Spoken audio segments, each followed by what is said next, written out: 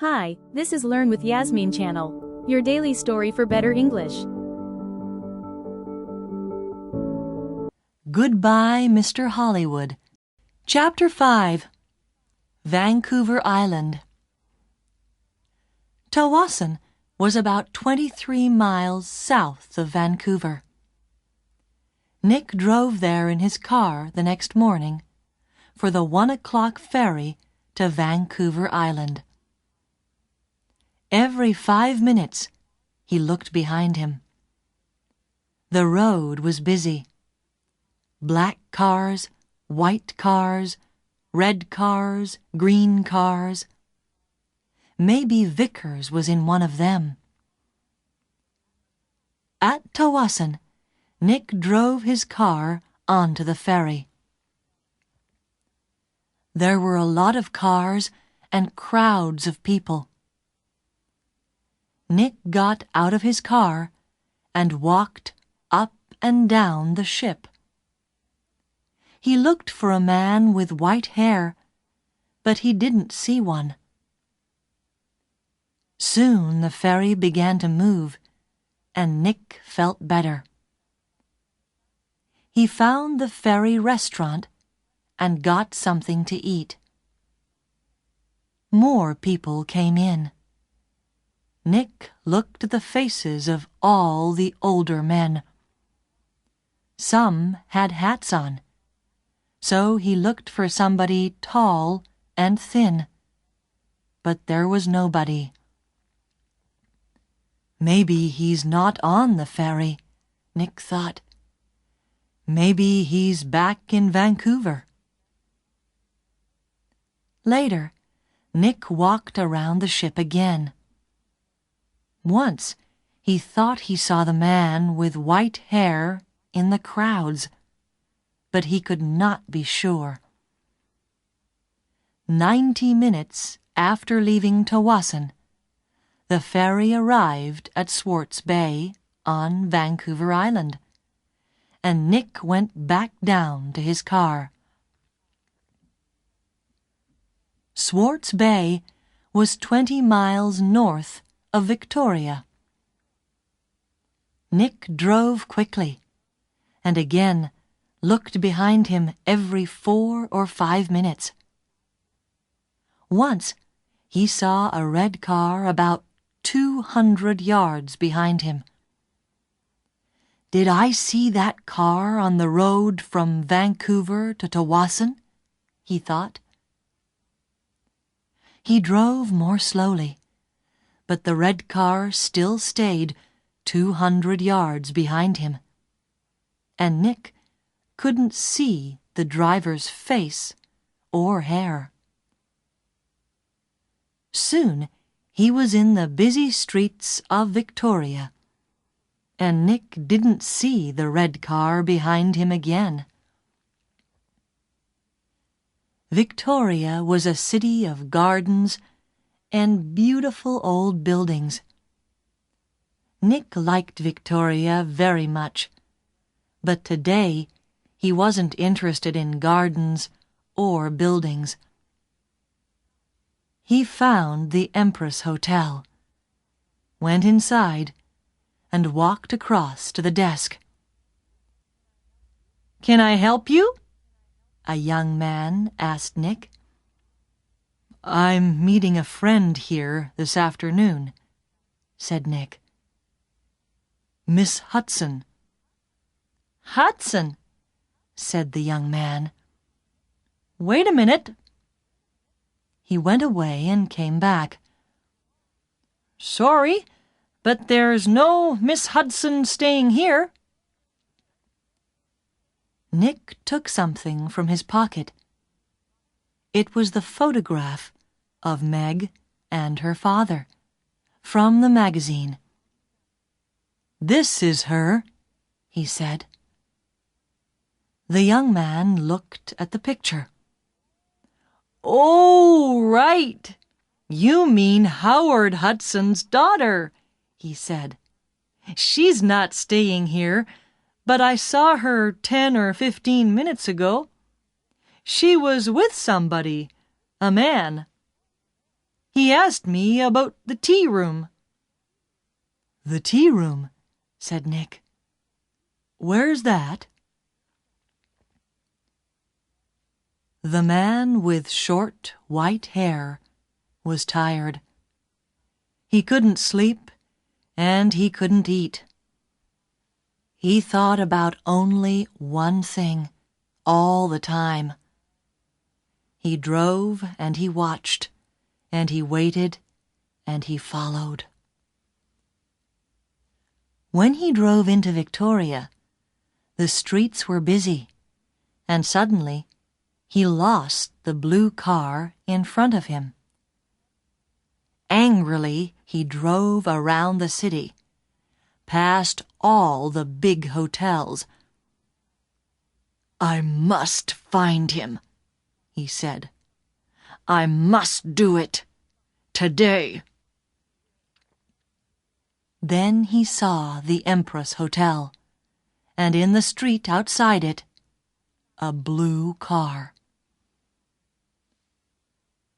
He drove past the hotel, left his car, and ran back down the street. He went across the road and walked past the downstairs windows. There was a big room with tables and chairs and a lot of people. He looked carefully at all the faces. "There she is," he said suddenly. There were two men with the girl. He couldn't see their faces, only the backs of their heads, but one of the men was in a green shirt. "Mr. Hollywood," the man said, and smiled. "Goodbye, Mr. Hollywood." People in the street turned to look at him, but the man did not see them.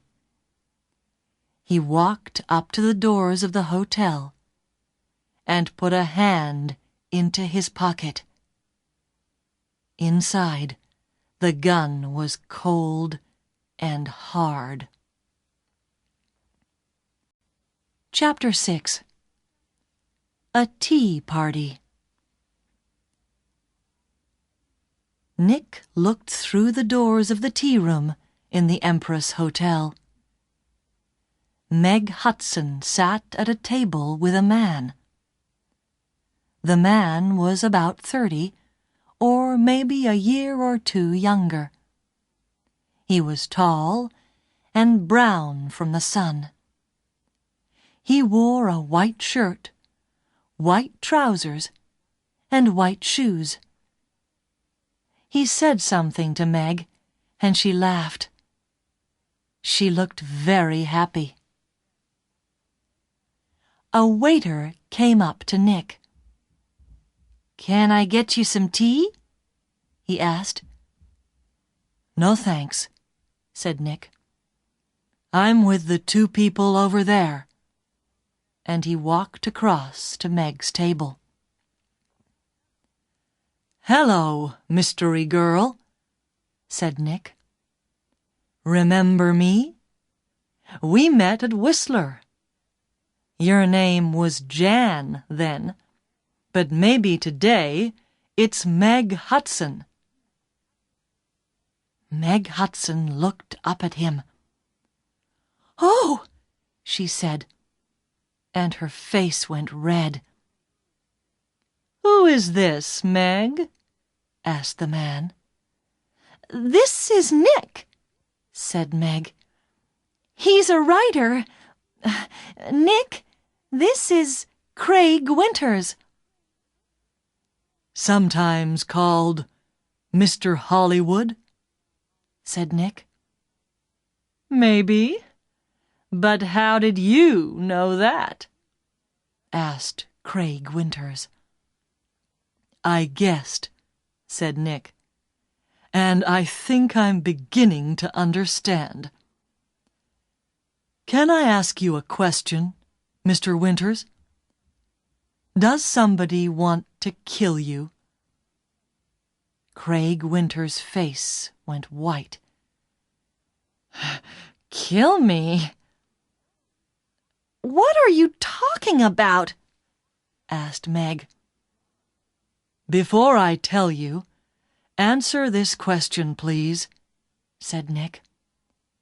You called me Mr. Hollywood in Whistler, and you wanted the man at the next table, the man with white hair, to hear you. Is that right? Meg Hudson did not answer at first. Then she said quietly, Yes. Why? Asked Nick. I wanted him to follow you, and not me. Why? Nick asked again. I think he's a detective, said Meg. And I think he's working for my father. I saw him soon after I left Toronto. He followed me. Meg put her hand on Craig Winter's arm. My father doesn't like Craig. A month ago, he told me not to see Craig again. I'm not happy, and he knows that. I think he guessed that I'm meeting Craig. And now he wants to find Craig and stop him seeing me. Stop him, said Nick. Or kill him. No, Meg Hudson said. Daddy doesn't. The man with white hair pushed me in front of a car in Vancouver, Nick told her. And he shot at me in Stanley Park. What? Said Meg. Tell me about this man with white hair, Winters said suddenly. Nick looked at him.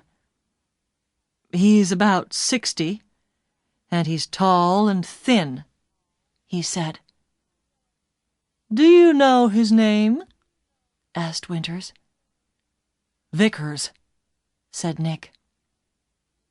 Craig Winters suddenly looked ill. Did he follow you to Victoria? Did he follow you here? I don't know, said Nick. He watched Winters.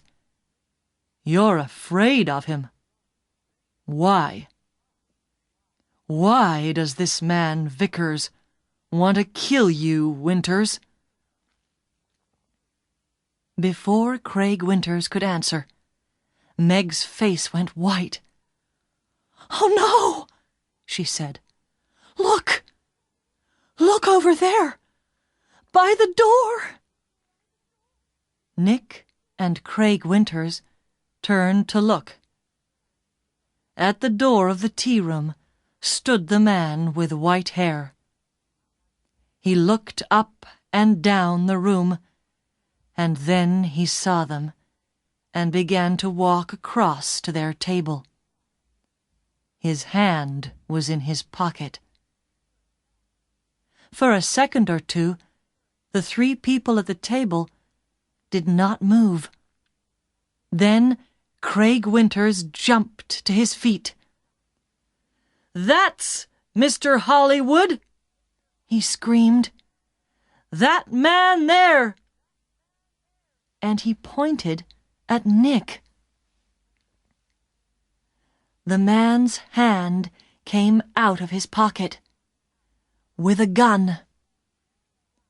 This is for Anna! He shouted. Nick moved very fast. The tea table went over, and Nick was down on the floor in a second. The shot went over his head, and Meg screamed. At the same time, Craig Winters shouted out and put a hand on his arm. There was blood on his white shirt. Then more people began to scream, and two waiters pulled the man with white hair down onto the floor. "Get the police!" somebody shouted. Chapter 7. At the Police Station. It was 7:30 p.m. Nick and Meg were in a room at the police station. The man called Vickers was in a different room with 3 detectives. There was a doctor with him, too. Craig Winters was at the hospital.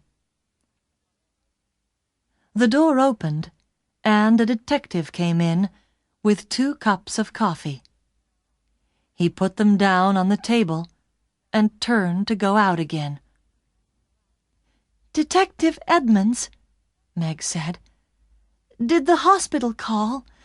Is Craig going to be all right?" "Winters," Detective Edmonds said. "Yes, he's going to be okay." "Can I call the hospital now?" asked Meg. "I'd like you to wait," said Edmonds. "Detective Keat is going to be here in a minute. He's just coming from the airport and—" He looked through the open door. "Ah, here he is now." A second detective came into the room, and behind him was a tall man with dark hair. Meg stood up quickly. "Daddy!" she cried. "What are you doing here?" "The police called me," said Howard Hudson, "and I flew here at once. Detective Keat met me at the airport. Now sit down, Meg. I want you to listen to me." He did not look at Nick. Meg sat down, and her father took her hands. "Meg, last week Johnny Vickers came to my house. He wanted to talk about his daughter. You remember Anna, Meg? 3 months ago, she jumped off a bridge in Boston and died. She was young, beautiful, rich, and she didn't want to live. Why? Because she loved a man, and the man took her money, ran away, and left her. And the man was called—" "No!" said Meg. "No!" "Yes, Meg. Yes. He was called Mr. Hollywood." "No!" shouted Meg. She began to cry. "That's right, Miss Hudson," said Detective Keat quietly. "To you, he gave the name Craig Winters. When Anna Vickers knew him, he was Carl Windsor. But he liked all his girlfriends to call him Mr. Hollywood. He took nearly $50,000 from Anna Vickers, and there was a girl before that." "No! It's not true!" Meg shouted. "It is true, Meg," said her father.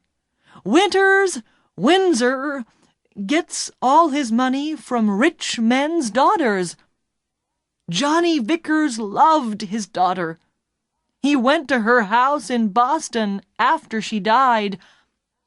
He read her letters and learned about the money and the name Mr. Hollywood. And when he came to my house, I told him about you, Meg. I said, 'My daughter's got a new boyfriend, and she calls him Mr. Hollywood. I don't like him, but I can't stop her. She's going away to meet him next week, I think. What can I do?" Johnny put his hand on my arm, and he said, "Don't be afraid for your daughter. I'm going to find that man and stop him." Meg said nothing. Her face was very white. For a minute or two, nobody spoke. Then Detective Edmonds said, "Vickers told us all about it, Miss Hudson. He followed you to Whistler and saw you with—" Nick began to understand. With me! In the cafe!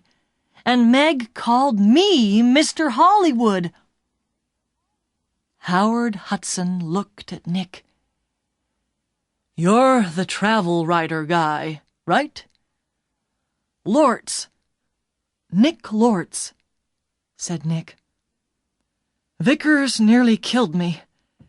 He shot at me twice and—" But Howard Hudson was not very interested in Nick. He looked at his daughter again. "How much money did you give him, Meg?" he said. I gave him $25,000, said Meg. "Only for 2 or 3 months, he said. Then he—" She began to cry again. "Well, you can say goodbye to that money," said Hudson angrily. "What's going to happen to Vickers?" Nick asked Detective Edmonds. "Hospital, I think," said Edmonds. "Okay, he shot at you, and about 50 people saw him. But he's not a well man. The doctors are going to put him away in a hospital." Howard Hudson stood up. "Okay, Meg. I'm going to take you home. My plane is waiting at the airport."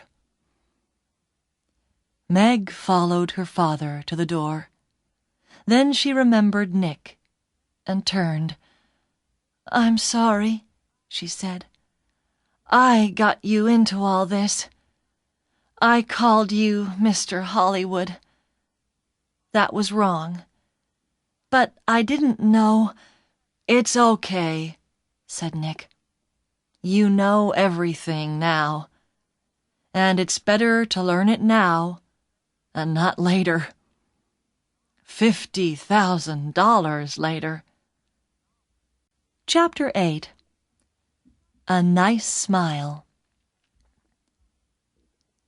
Nick took the evening ferry back to Vancouver. He was tired and hungry, so he went down to get some dinner in the ferry restaurant.